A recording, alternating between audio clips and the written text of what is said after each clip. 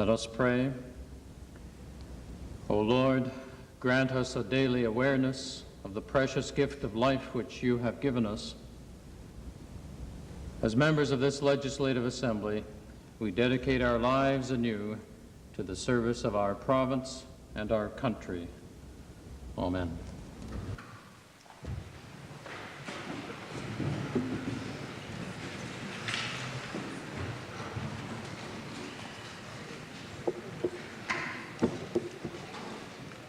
Introduction of visitors. Mr. Speaker, it's my pleasure this afternoon to introduce through you and to you and the rest of the Assembly a very good friend and colleague who sat in this legislature representing the constituency of Drumheller from 1979 until 1986. Mr. Mickey Clark, he's seated in the members' gallery, and I'd ask him to rise and receive the welcome of the House.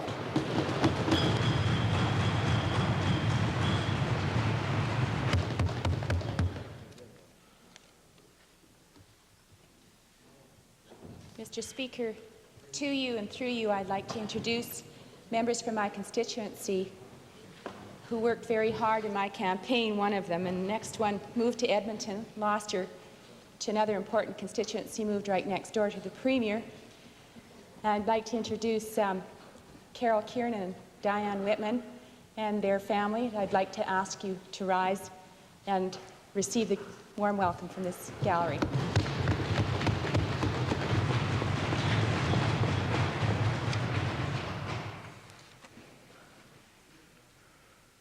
Presenting petitions. Reading and receiving petitions. Presenting reports by standing and special committees. Notices of motions. Introduction of bills. Tabling returns and reports. Mr. Speaker, I would like to table with the Legislative Assembly a report entitled Western Canadian Low Sulphur Coal on behalf of my colleague, the Minister of Environment.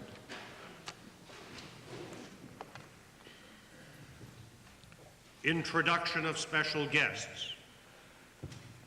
Ministerial statements. Oral question period. Mr. Speaker, I'd like to direct the first question to the Treasurer.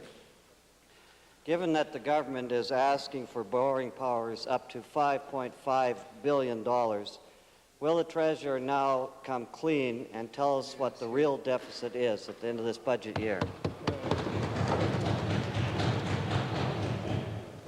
Mr. Speaker, the tabling of Bill 30, I'm sure, will provide us with another opportunity to discuss the future borrowing requirements of the province of Alberta.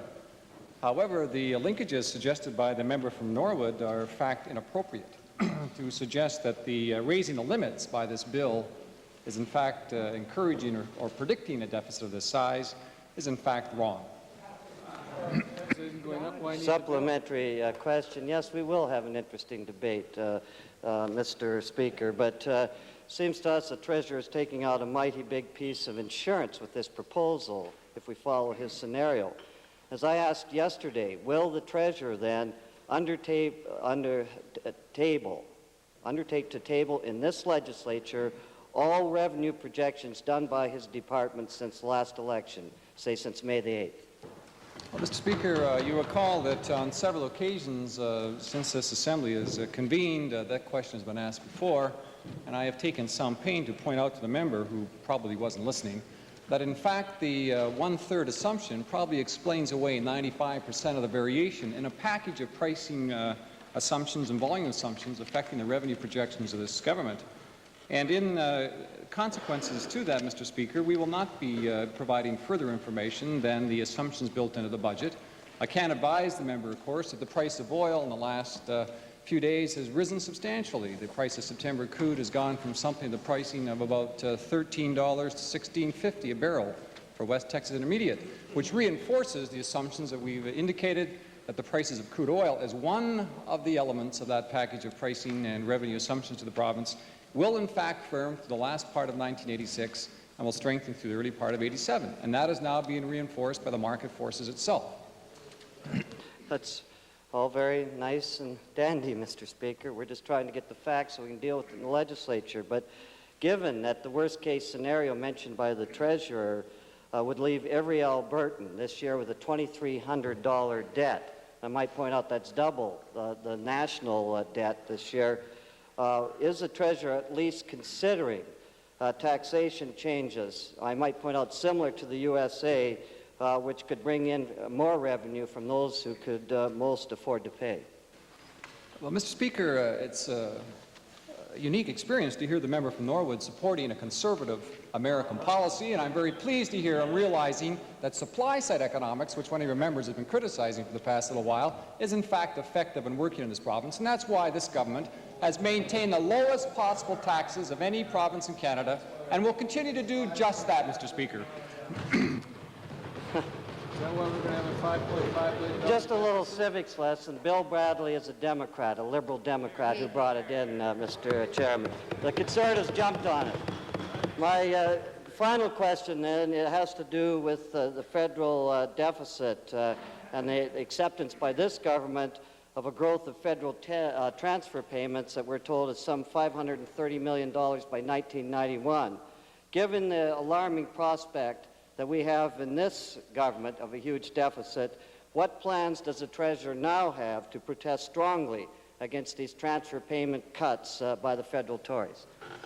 Mr. Speaker, we have over the past 5 years, the previous Minister of Finance has been aware of the Alberta concerns about the so-called reduction in the rate of increase of the established program financing transfers. Obviously, the province of Alberta is concerned about that, and our budget this year reflects a $29 million reduction, which is the actual reduction in the normal transfers which the province would have received. But, Mr. Speaker, we should note that in the case of the Bill 30, where we're explaining that on the worst-case scenario, the province may have to borrow something of the order of $5.5 billion over a 2 to 3 year period, or in fact, maybe over a 5-year period. That does not at all put the province in any kind of peril in terms of its debt ratio, because right now the province has zero debt. And secondly, Mr. Speaker, included in that assumption for borrowing is in fact the requirement that we'll have to, as the legislature has approved, now borrow for some capital projects for hospitals, universities, and colleges. If the member is suggesting we shouldn't do that and should not build hospitals and colleges, then let him say that. But in fact, we are borrowing to build real assets, invest in the future of this province, and that's what this government is intending to do. Supplementary.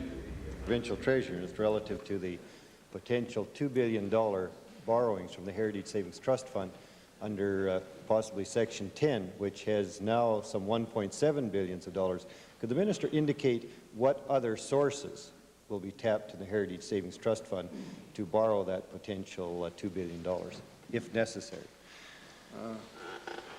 I'm not too sure if I fully understand the question, Mr. Speaker, but let me explain, as I perhaps will attempt to do now, that the adjustment which went through by order in council last Tuesday, which allows the government to use on a short-term basis the liquidity in the Heritage Savings Trust Fund, is simply to allow us to have a supply of money should the government's efforts to borrow in a variety of markets be frustrated for whatever reasons, whether it's interest rate changes, the appetite of the market, or the federal government in particular going to the market. And therefore, we would have a short-term supply of money in the Heritage Fund, but I underscore the word short-term, and I should clearly point out that we will be repaying the Heritage Fund at a rate of interest once the long-term borrowing has been put in place. But we are now examining a variety of opportunities for us to borrow using the government of Alberta's AAA rating, the best in Canada, in a variety of markets. And we would do that only on a need basis and only on a short-term basis to cover both the two funds which are put in place, the very well-received Foreign Credit Stability Program and the soon-to-be-announced Small Business Program, and as well to assist us both in the Capital Fund to build universities and colleges, but as well to finance the deficit. And that deficit is not a surprise to anyone because we've debated it here for at least 25 days. Member for Westlock Sturgeon, supplementary. Mr. Speaker, to the Treasurer, I note his words, should the borrowing be frustrated. Has he received some signals from the international financial community that possibly, and this is why he's borrowing from the Heritage Trust Fund rather than the open markets, that possibly they just don't like the type of management this government is getting, and he's being forced to come back to the Heritage Trust Fund rather than get it on the international markets? Well, Mr. Speaker, I would like to recount the number of foreign offshore investment bankers who have been to visit the Premier and myself for the last month or so. We are the most popular market in all of the world right now, right here in Alberta. We have Japanese investors, Mr. Speaker, coming to us, asking us to take money off the market on private placements. We are very popular. We have no debt because all the world understands that, and we have a AAA rating. It's not at all a difficult prospect for us, but we are taking, and I like the words good management because that's exactly what this government is doing, is managing the future of this province with effectiveness, with determination, with a clear set of objectives. And in that combination, Mr. Speaker, we will match the needs with long-term borrowing with the commitments which we've made to this people, reinforced by the mandate we got on May the 8th.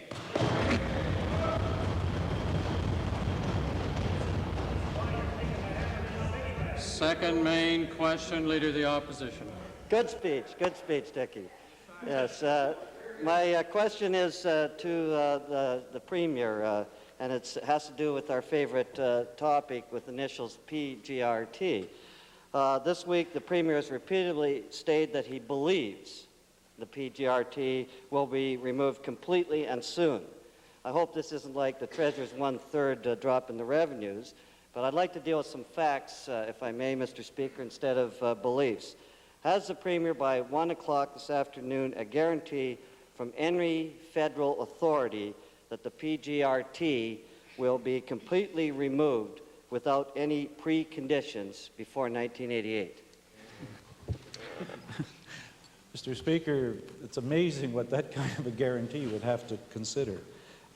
Mr. Speaker, I repeat what I told the House yesterday or the day before, and that is that I believe the PGRT will be removed completely and soon.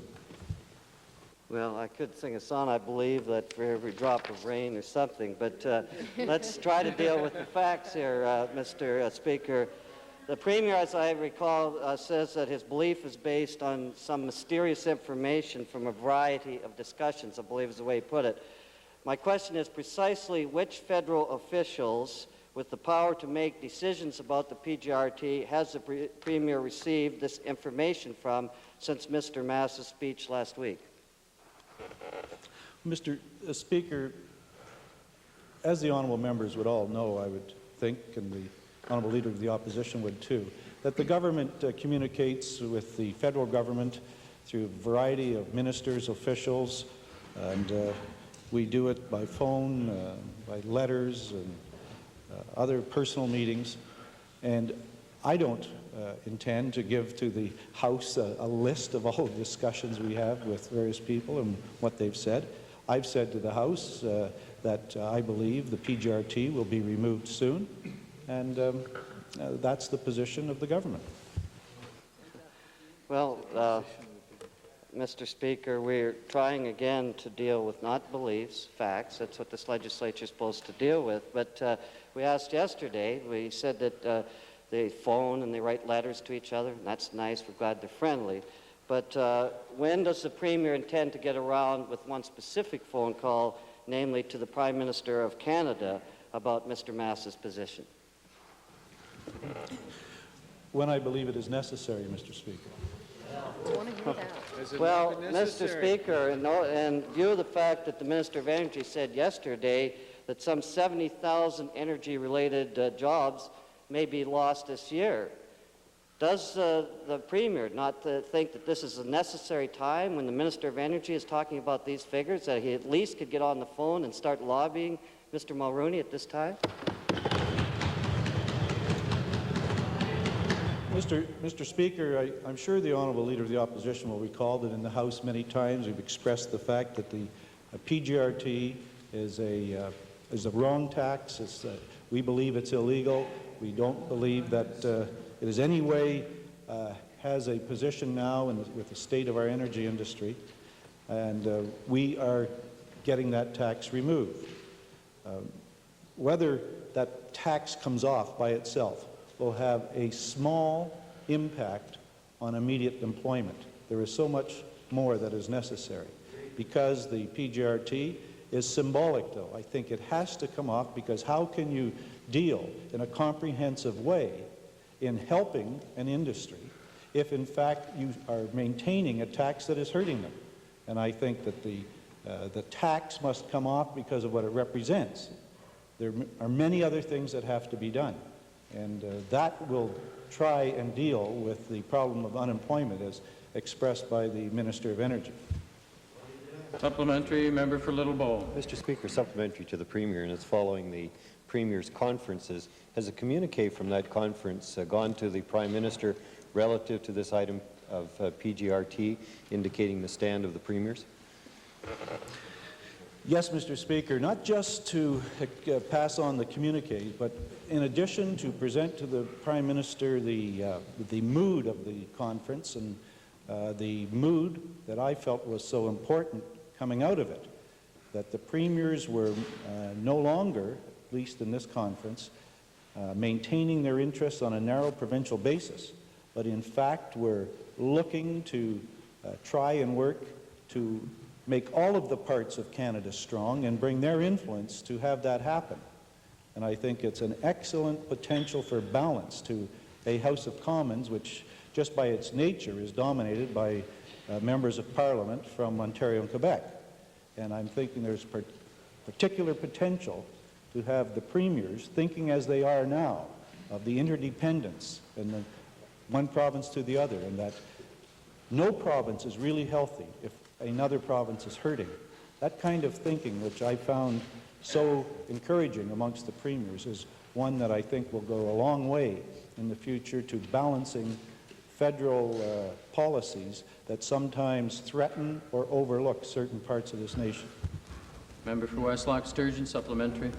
Supplementary, Mr. Speaker, to the Premier, in view of the harmonious relationship that he says exists amongst the Premiers, will the Premiers support the Premier of Alberta in asking for a tax on the retail side, the consumer side, to help out the energy industry in Canada?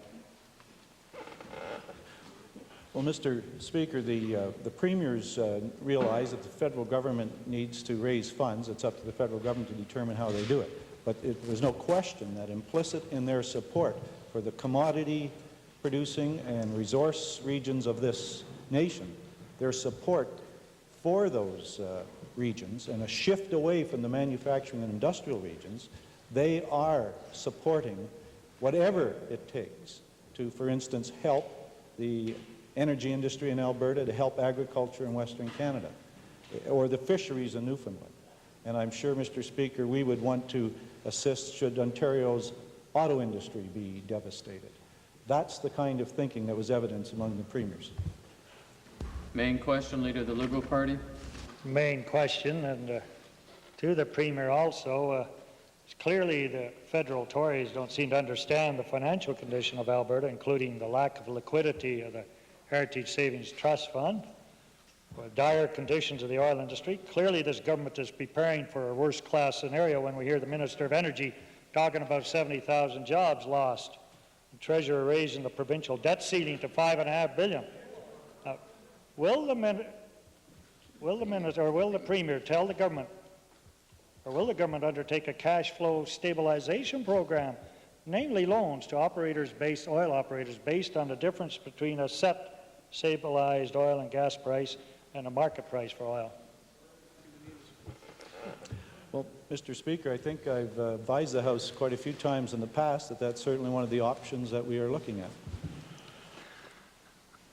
Mr. Speaker, to the Premier, I hope he won't keep looking until the patient dies. Instead of dodging around the question, though, will the Minister assure Albertans then that the removal of the PGRT is not linked or predicated on natural gas deregulation?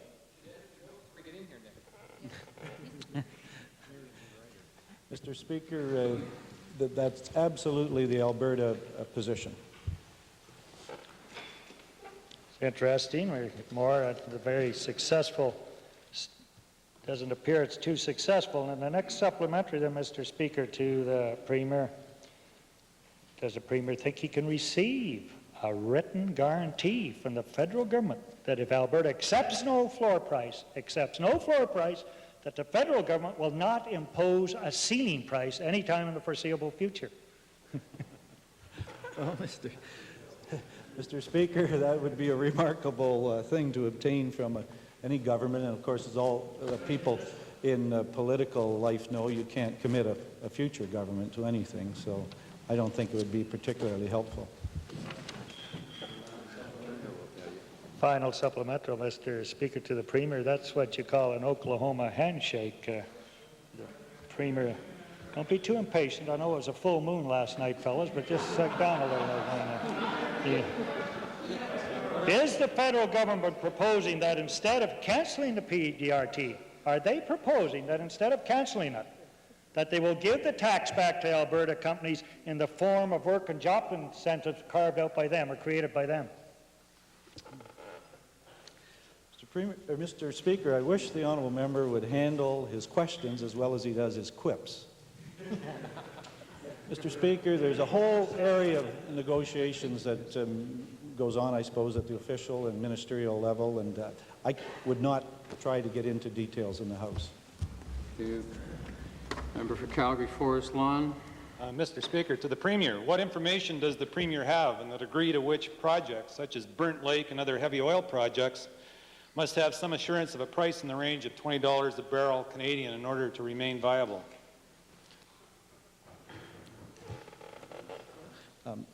Mr. Speaker, there has been some discussions with various heavy oil project operators, and some of them are able to bring their operations into such a level of efficiency that they are able to operate now and make money even at the current level of energy prices. Others will consider suspension for a period of time. None are talking of abandoning any projects. Most are looking forward to this heavy oil development in Alberta as one of the great sources of future supply for Canada. Main question, Leader of the Representative Party. Mr. Speaker. The member for Calgary Glenmore. Mr. Speaker, my question is to the Solicitor General. It's with regards to the use of social insurance numbers. Could the Solicitor General indicate if he has had any discussions with his federal counterpart regarding the use of social insurance numbers as tracking devices or methods or techniques outside of the original intent of the use of social insurance numbers in the province of Alberta? Mr. Speaker, I'm not aware of the department having had any conversations with the federal people on the use of the social insurance number. We are presently communicating with all jurisdictions, provincial and federal. Perhaps that will arise at that time. Mr. Speaker, supplementary question to the Minister. Could the Minister indicate whether any discussions have taken place with the RCMP of the province as to the usage of SIN's numbers? And if so, can the Minister indicate whether any restrictions exist in the use of those numbers in the surveillance or pursuit of various criminal elements in the province? Again, Mr. Speaker, I'm not aware of such communications having taken place. I will investigate and report back to the Assembly on such thing. I do believe that the use in that manner would be restricted. Mr. Speaker, final supplementary to the Minister in terms of his research. Could the Minister also survey other departments of government to determine the use of the social insurance number and as well to assess whether they are in a line with the Federal Act or not in terms of provincial usage? Mr. Speaker, our current study as relates to driver's license is very broad, and we definitely have included a number of other government departments. As related in the other questions, we haven't directly discussed the use of the social insurance number. As to the legality of it, I believe the Attorney General's Department would be involved in that, but again, I undertake to look into that for the member. Member for Calgary McCall, supplementary. Mr. Speaker, to the Solicitor General, would the Minister consider discouraging any use of the social insurance number other than its original intent? Mr. Speaker, as far as a personal opinion, yes, but I believe, aside from that, that the legal opinion would be that it is not permissible to use it in that manner. Mr. Strathcona. Mr. Speaker, what steps then, Mr. Speaker, is the Solicitor General taking in order to make sure that disqualified drivers cannot, by lying, obtain a license anyway? What foolproof method is he working on? Mr. Speaker, I believe in the question period of 2 days ago, I mentioned to the honourable member for Strathcona that a foolproof system is not possible in my mind.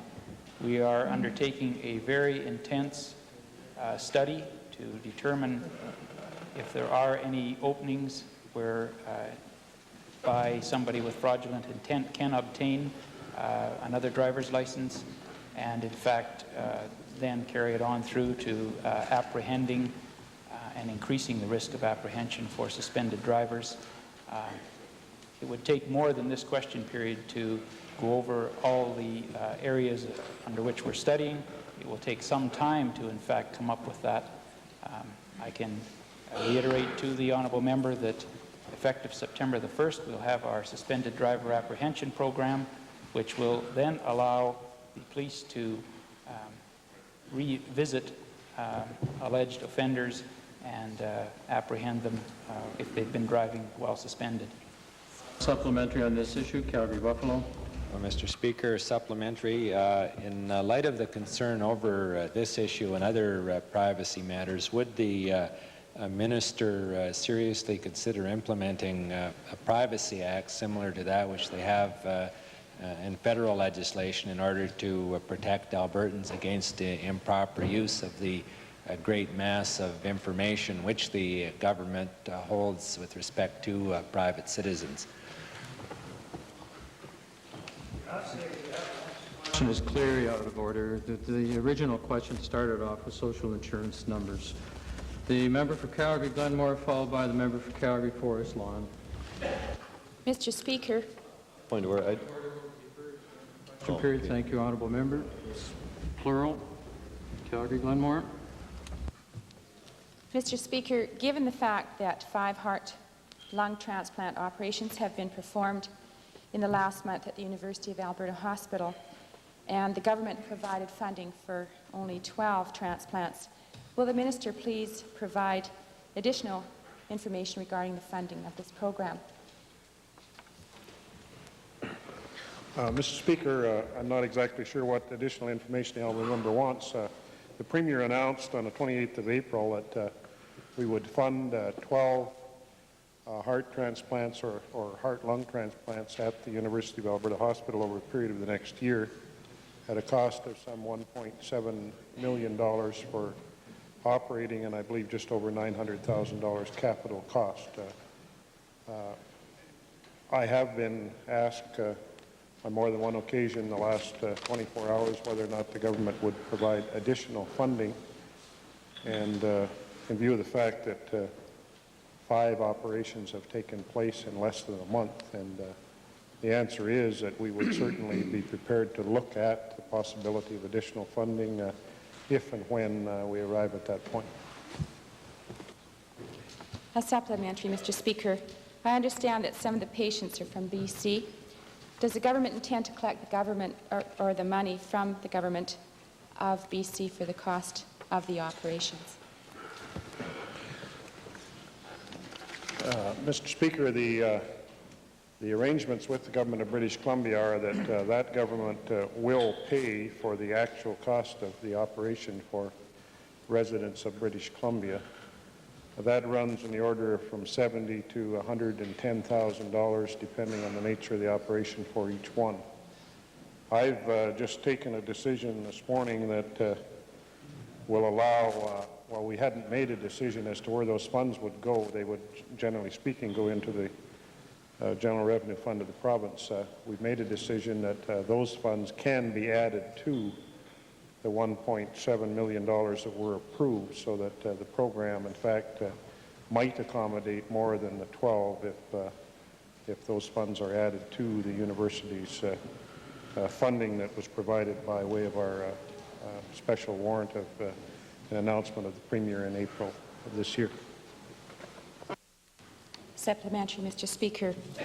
There are a good many of Albertans waiting for surgery such as this. Will this jeopardize their surgery, or will they have to wait longer for surgery in place of residence? Well, Mr. Speaker, there's a couple of aspects to this program that are important for honourable members to know about. First of all, it's a Western Canada program. It's not an Alberta program in terms of the heart-lung transplant program. And residents of Manitoba, Saskatchewan, Alberta, and British Columbia are all eligible. There is no criteria with respect to place of residency in place. The criteria relates to the health of the patient and the requirements for a heart or heart-lung transplant, and whether or not a suitable donor organ is available at the particular time. It's a coincidence that so many operations were performed over such a short period of time. That, I believe, was entirely unexpected by anyone. I should add that while the hospital, it appears, would have a great deal more capacity than just the 12 transplants per year, that is in fact not the case. There is some considerable limit on the capacity of the operating team and the hospital, in spite of all of their skills, to carry on many more than the 12 operations in 1 year. And that's because that hospital presently has scheduled in 1 year some 700 open heart operations, largely involving Albertans. Each time that they do one of the heart transplants, a number of those are delayed some length of time. So it's not a matter of merely providing more funding to increase the scope of the program. The hospital would also have to gear up, so it's unlikely that they would be able to do many more than what they had originally scheduled. Supplementary, Mr. Speaker. Will the Minister please tell me if this program will be expanded in 1987? Mr. Speaker, I can't say now whether or not the program will be expanded in 1987. As I've just commented, there is some physical limitation on the numbers of transplants that can be performed without deterring from other important heart operations that are being carried out at the hospital. But certainly, as a government, we'd be fully prepared, I think, to look at some expansion of the program if the operating team and the board and management of the hospital believed that they had the capacity to carry it forward and placed a high priority on the program. Member for Westlock Sturgeon, supplementary. Supplementary, Mr. Speaker, to the Minister. Not sure I clearly understand if the funds for operations done outside the province accrues to the hospital, and yet priority is left with the hospital staff to figure which operations to do. How will he ensure that Albertans have first priority? Because after all, doing outside the province operations will bring in money to the hospital and to their budget, whereas doing Alberta hospital will not do so. Well, first of all, the honourable member needs to understand that with respect to the heart-lung transplant program, Albertans do not have first opportunity. That's a Western Canada program. It was announced that way. We believe very strongly that the Mackenzie Health Sciences Centre in that capacity should serve all of Western Canada. So the criteria is based upon the health of the individual, the urgent requirements, the availability of donor organs, and those sorts of things, and there's a medical team that makes that assessment. It's purely coincidental that I believe 3 of the first 5 patients happen to come from British Columbia. It's also purely coincidental that at least that many of the donors' organs came from British Columbia as well. That's different than the regular program at the University of Alberta involving open heart surgery, where a very high percentage of the patients are Albertans. And what I said earlier was that there is some limitation upon the ability of the hospital and its staff and the surgeons to expand the heart transplant program without detracting from the open heart surgery program. And we wouldn't want that to occur. Neither does the hospital, and hence the reason why my hesitation in suggesting that the program would be expanded, even though they've done 5 operations in the space of barely more than 3 weeks. That has placed a great deal of strain on the hospital, and as I understand it, has likely resulted in some delay of other operations that would have otherwise taken place.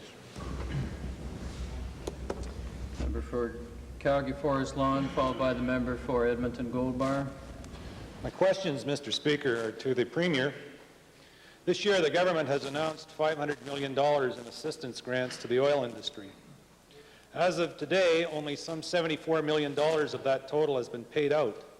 Will the Premier now admit that the programs are a failure and that other solutions are required?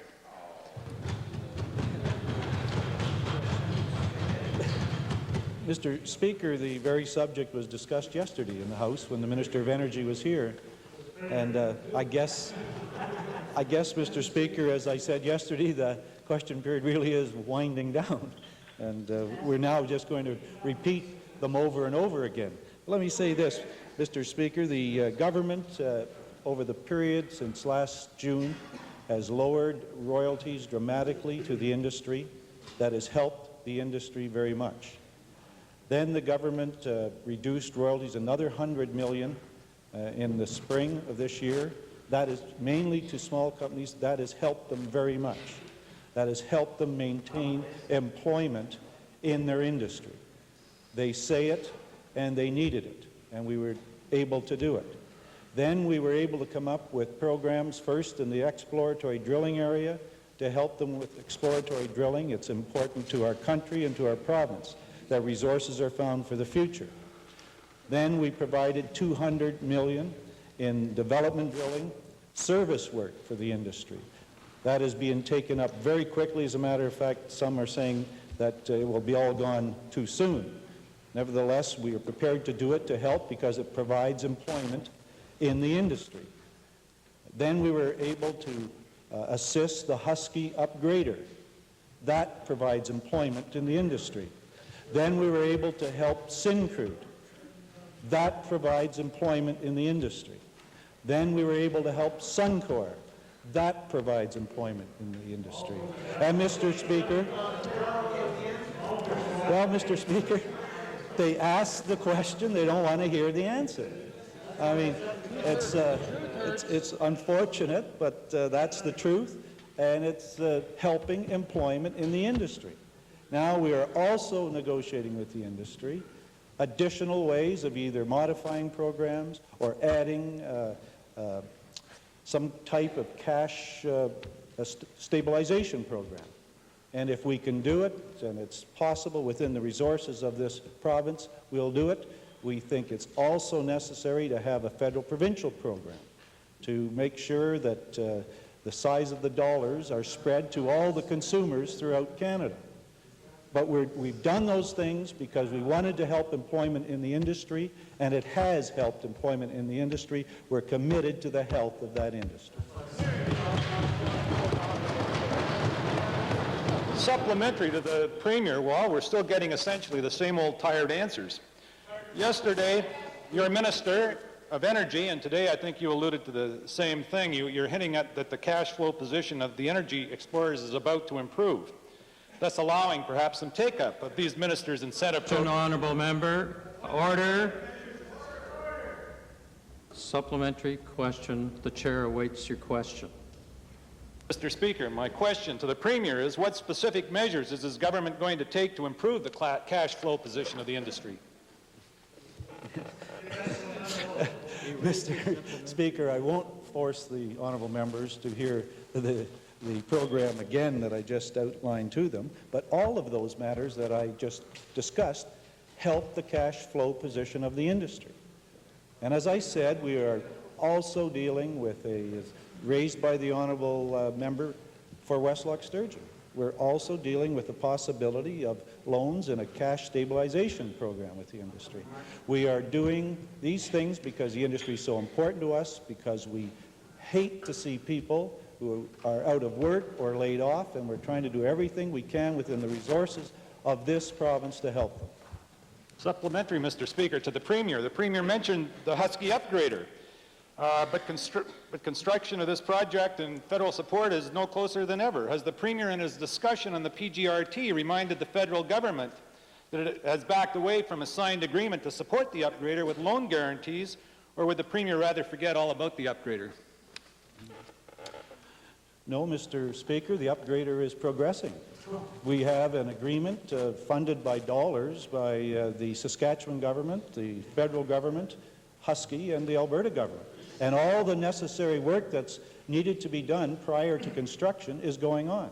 So we're not backing away from it, and we like that project, and we sincerely hope that that project goes ahead, not just because it will provide jobs and resources for this province, but that it will provide resources and supplies for other Canadians who will need it so badly in the future. When can you tell us when that plant's going to start then?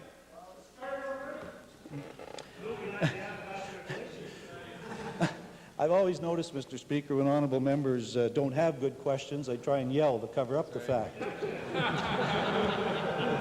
Mr. Speaker, the necessary engineering work that is being done right now and is being funded by the 4 groups that I mentioned is going on. That will bring us to a period of time when they will then make the final commitment to construction.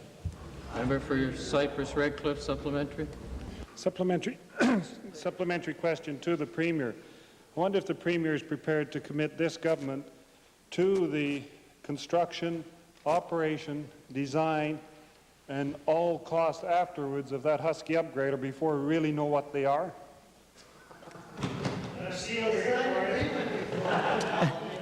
Well, that's an excellent point inherent in that question. That's why the work is going on that is going on, at which time the decision on the full construction will be made. Member for Little Bow. Order. Member for Little Bow. Supplementary to the Premier.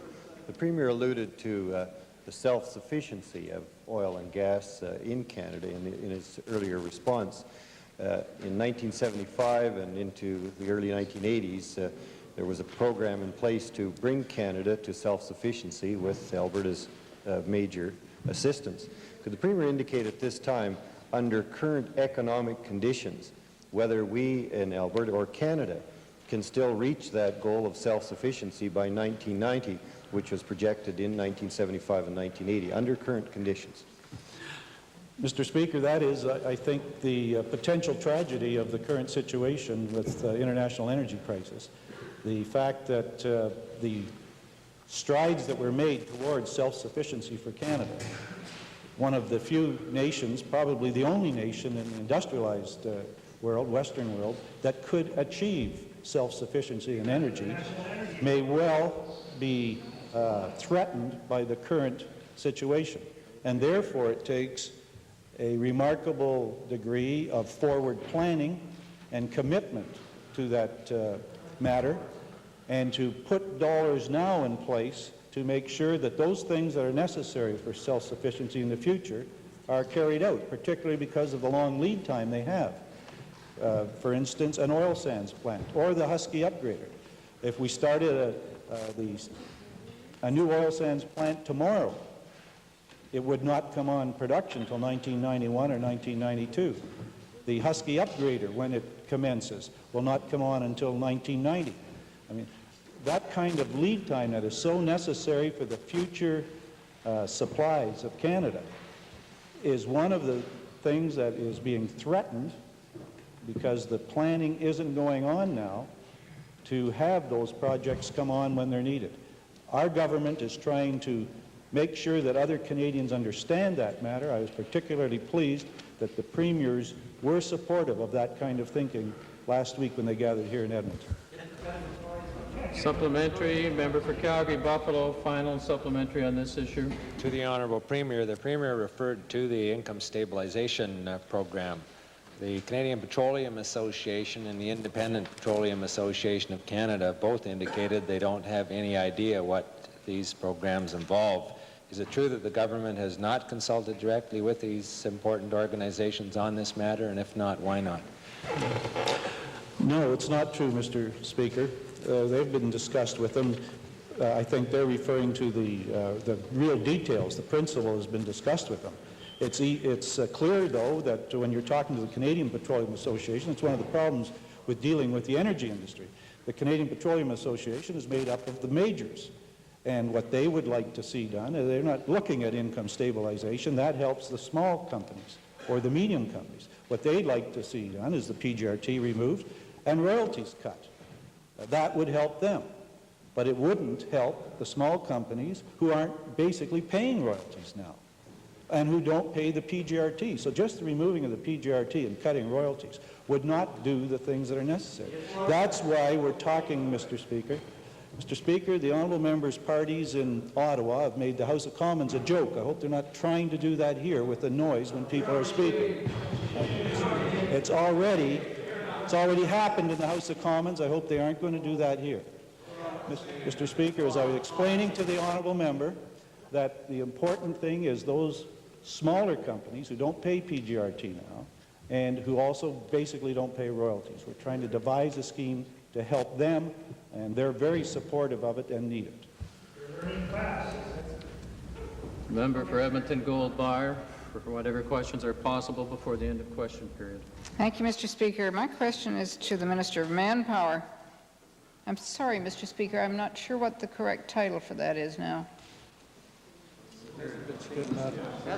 Will that do? The guy sitting behind the Premier. Mr. Speaker, this province is being absolutely devastated by unemployment. And way back in 1974, the government launched a $178 million employment creation program. We've had additional programs since that. Investing money in employment creation is worthwhile, but only when such programs do as they're intended to do, and that's create jobs. Will the government account for the number of permanent jobs that have been created in diversified industry in the previous 2 years as a result of the 1984 job creation programs? Are they working, Mr. Minister?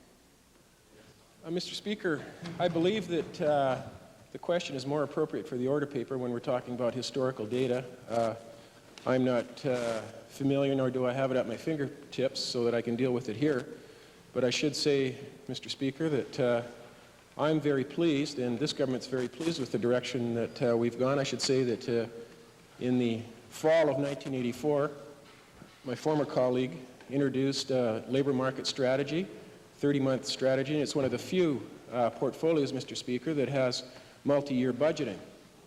I would like to say that I will be approaching my colleagues later in the fall with a new labor market strategy, and it too will deal with a multi-year program so that we can be responsive to the needs in job creation, job retention.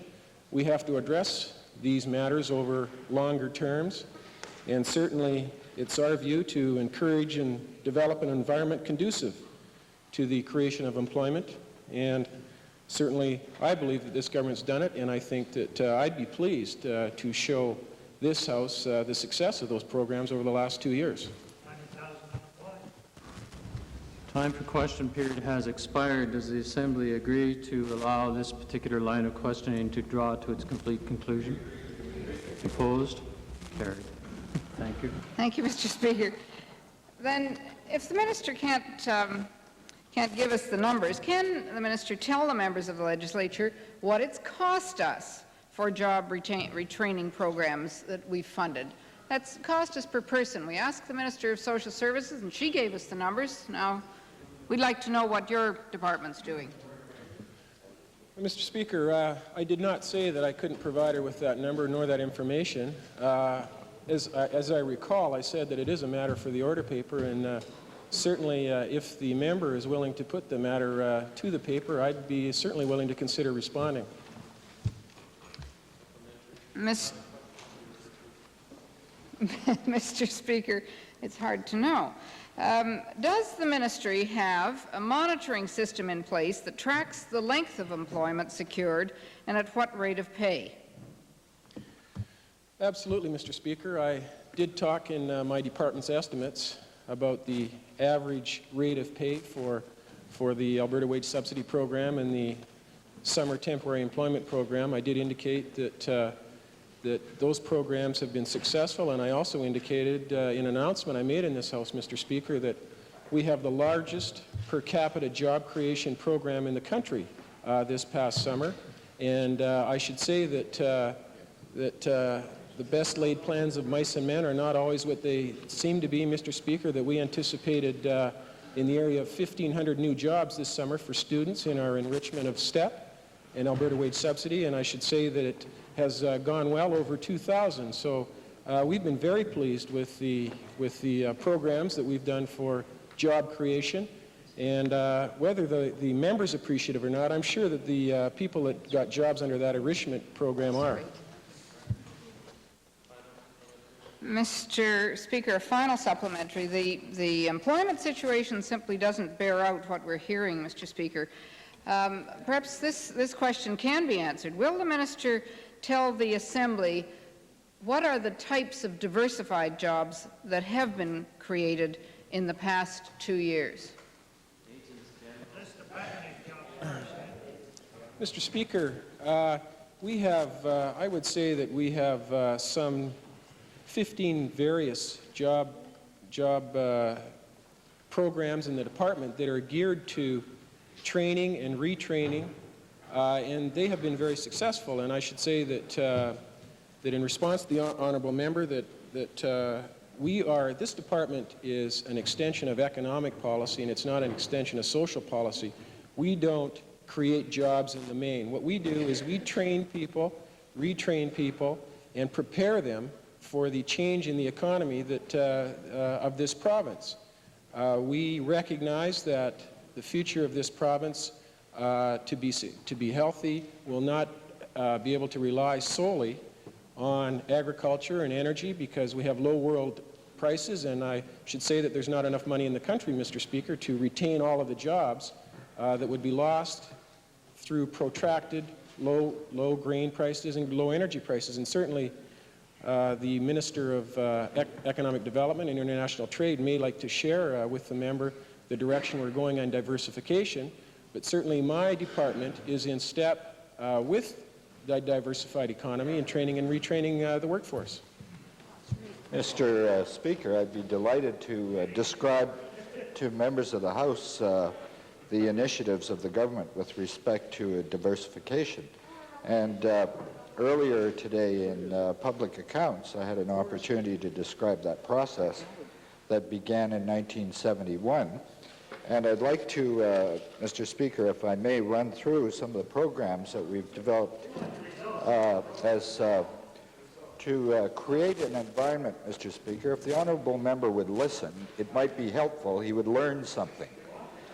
Mr. Speaker, the responsibility of the Department of Economic Development and Trade is to support industry, small business, and act as a catalyst to assist by way of providing the kinds of building blocks that create an environment for the creation of job activities. I will give some examples for the honourable member. Honourable Minister, the Chair appreciates the willingness to share the information with the House, but picking up on a comment made by the Minister, perhaps all members of the Assembly will examine their minutes of public accounts as of this date. Final supplementary on this issue, Calgary for Mountain View. Thank you, Mr. Speaker. To the Minister of Manpower, does he have any evidence that provincial government departments are eliminating jobs in their departments and replacing them with STEP and PEP positions at lower wage rates? Mr. Speaker, no, I don't have any information. As a matter of fact, the success of the PEP and STEP programs, particularly the STEP program in the summer, allows the government to bring in students, particularly students that are in secondary education, and gives them the opportunity to come in and learn how government works. And it is particularly helpful to have those students working for the government during the summer when there is an influx of summer holidays within the civil service. So I would say that just because we are bringing in summer temporary employment students during the summer does not, I think it does not lead me to believe that it's we're laying people off and bringing in summer students. are a number of issues, at least 3 issues to be dealt with respect to the coming to the end of question period. The first one is that the Solicitor General wishes to give additional information from a previous question period as raised by the member for Edmonton Strathcona. Thank you, Mr. Speaker. As you indicated, the member for Strathcona on Monday asked a series of questions which I undertook to investigate and report back to the Assembly.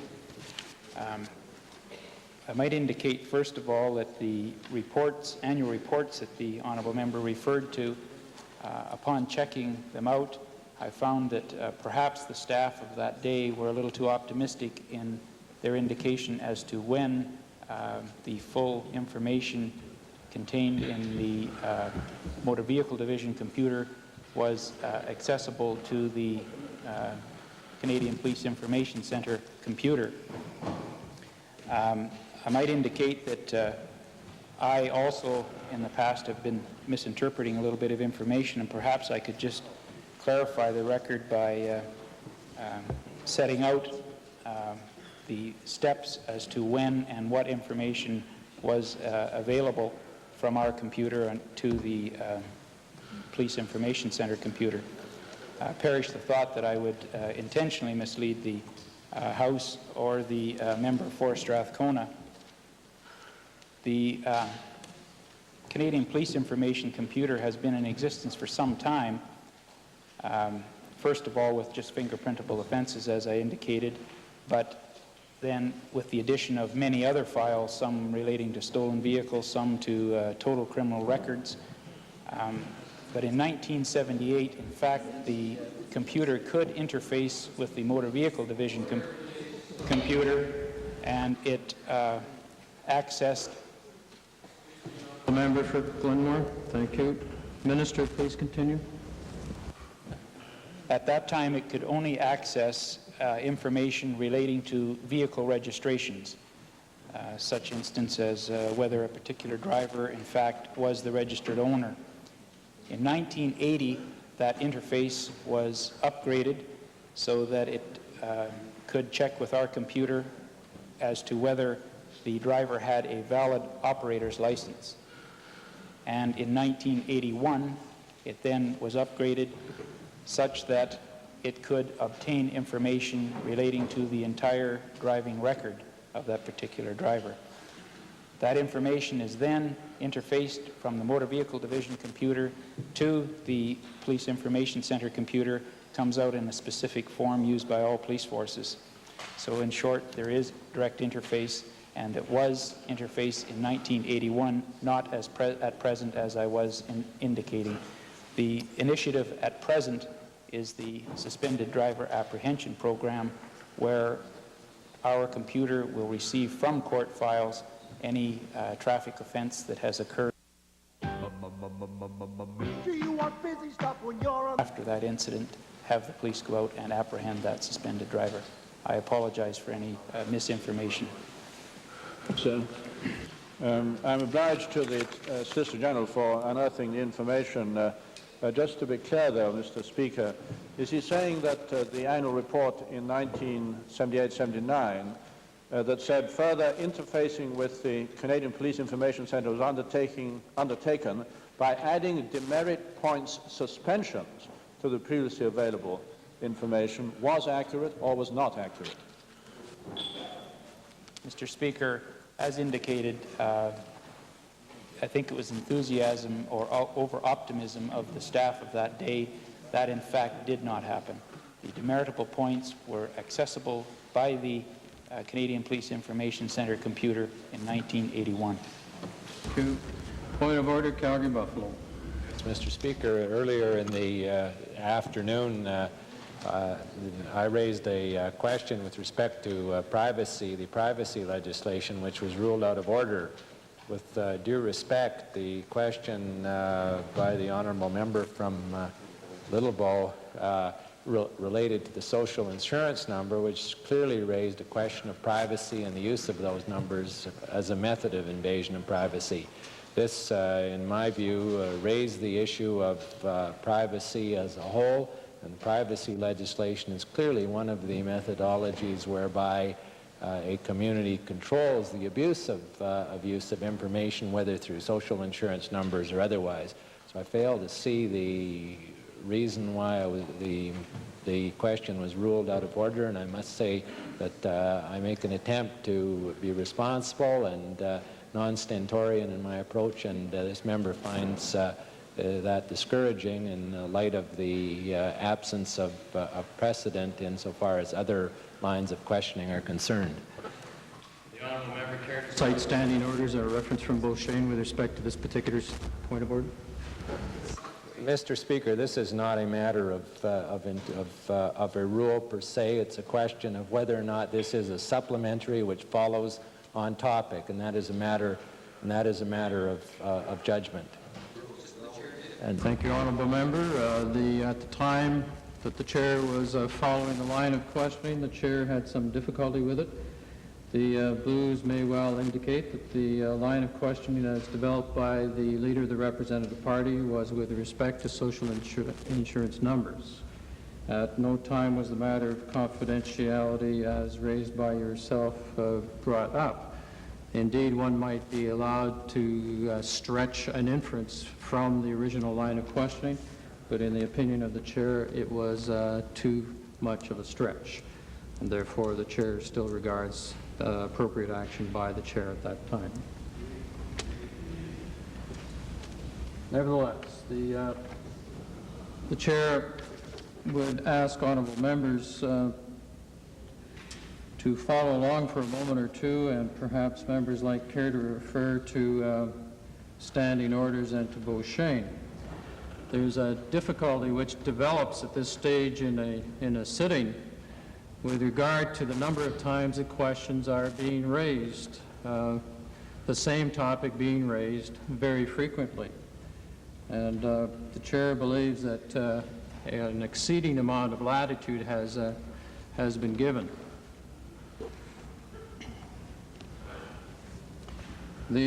One of the issues, of course, which comes to mind as no surprise to any honourable member is the matter of PGRT tax.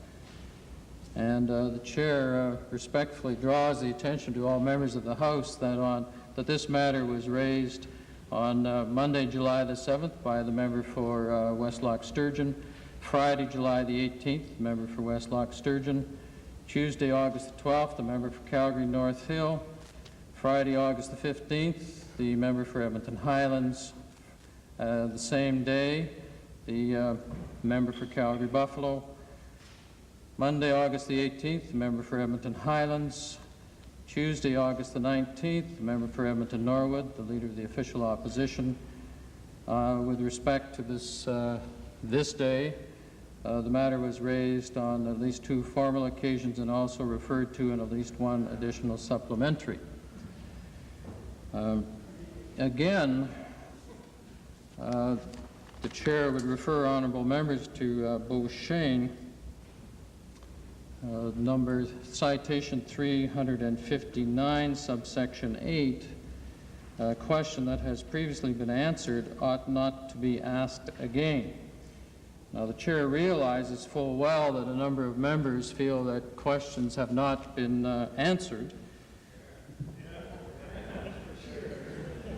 But the chair then respectfully reminds honourable members to pull out their brand new copy of Beauchesne and look at citation 363, which reads in subsection 1, a minister may decline to answer a question without stating the reason for his refusal, and insistence on an answer is out of order, with no debate being allowed. A refusal to answer cannot be raised as a question of privilege, nor is it regular to comment upon such a refusal. The chair respectfully draws those items to the consideration of all members. The chair also believes that given the diversity of this particular province, that perhaps other questions might be developed from time to time, unless there's a sufficient degree of urgency and developments which continue. There's another item for consideration, and this refers to standing orders. And Standing Order 23, subsection C, and subsection F relate here. And Standing Order 23 reads, a member will be called to order by Mr. Speaker if that member, subsection C, persists in needless repetition or raises matters which have been decided during the current session. And subsection F debates any previous vote of the Assembly unless it is that member's intention to move that it be rescinded. And in that regard, honorable members, please take note of what did occur in this House on July the 14th of this year. On that occasion, the honorable member for Calgary Forest Lawn sought unanimous consent, and the following motion was passed unanimously, that the Legislative Assembly urge the province of Alberta to convey to the Government of Canada its opinion that the petroleum and gas revenue tax ought to be completely removed as quickly as possible. This is, the Chair has offered these various comments to all quarters of the Assembly to take into consideration with respect to future question periods. Orders of the day.